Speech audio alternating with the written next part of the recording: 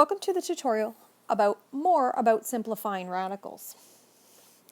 Now, if we look at the cubed root of 40, I can write the factors of 40. So we have 1 and 2 and 4 and 5, 8, 10, 20, and 40. Now, because my index here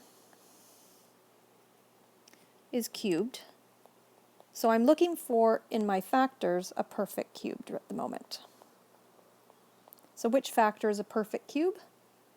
8. 8 is the perfect cubed. So that means I am going to split up 40 into 8 times 5.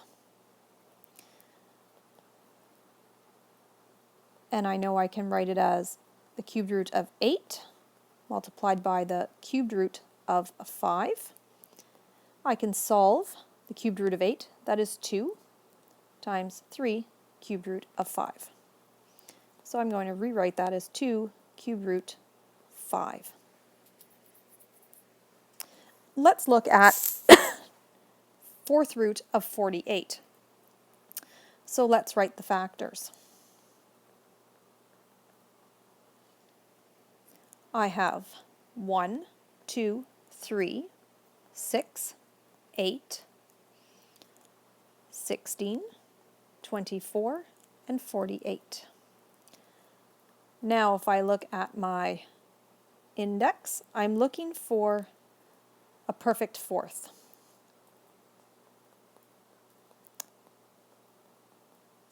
So which of these numbers is a perfect fourth?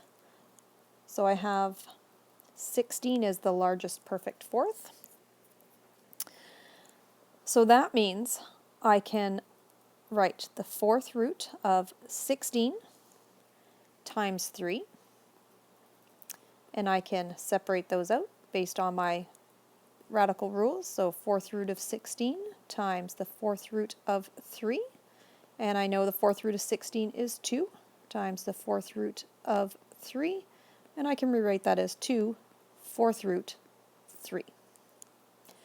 Let's do the same thing with 30. Let's see what the factors are for 30.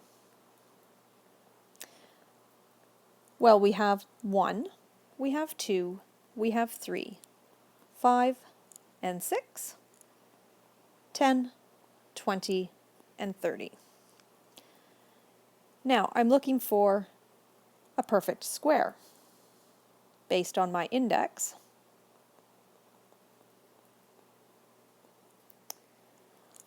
Well, if I look through my factors, is there a perfect square? Nope, nope, nope, nope. And 6, nope. 10, nope. 20, nope. 30, no. So that means, as there's no perfect squares, the square root of 30, the answer is cannot be simplified.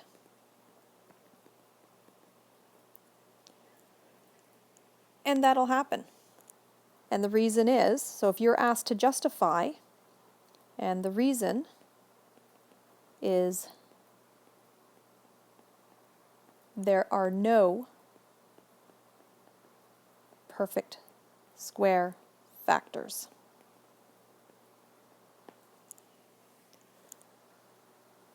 And this you may come across in your homework or in some test questions. Let's look further at writing mixed radicals as entire radicals. So we've gone from entire radicals to mixed radicals. Now we're going to go in the opposite direction. So we saw that the square root of 200, which is this is our entire radical, and we know that equals, it's 100 times 2, which is equal to the square root of 10 times 10, right, times 2, which is equal to 10 square root of 2. So we've gone from our entire radical to our mixed. So now what we have to do is go in the opposite direction. We have to go from mixed up to entire. So in order to do that, I want you to make special note of the indexes. And this is going to be important. So try and remember that as we work through these examples. Let's look at 4 times the square root of 3. So the index here is 2. So the index is telling me how many times 4 is going to be multiplied by itself when I bring it under the radical. So this is going to equal the square root of 4 times 4 times 3.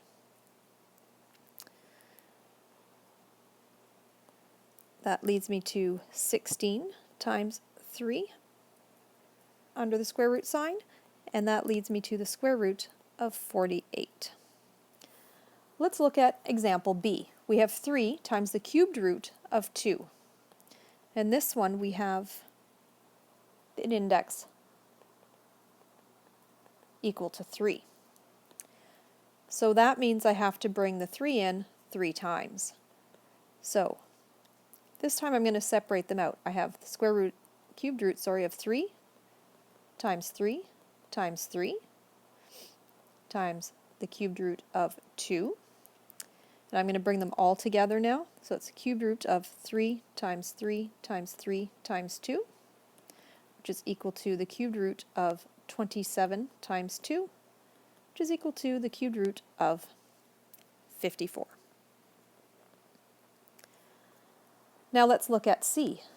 We have an index of 5. So 2 is going to be coming in 5 times. So that equals the fifth root of 2 times 2 times 2 times 2 times 2 times the fifth root of 2. Bring them all under 1. Fifth root of 2 times 2 times 2 times 2 times 2 times 2, which is equal to the fifth root of 32 times 2, which is equal to the fifth root of 64. Now you try 3 of them. We have A, 7 square root 3, 2 cubed root 4, and 2 fifth root 3. Pause the video and come back to find the answer. Welcome back. For A, you should get the square root of 147. For B, you should get the cubed root of 32. And for C, you should get the cubed root of 96.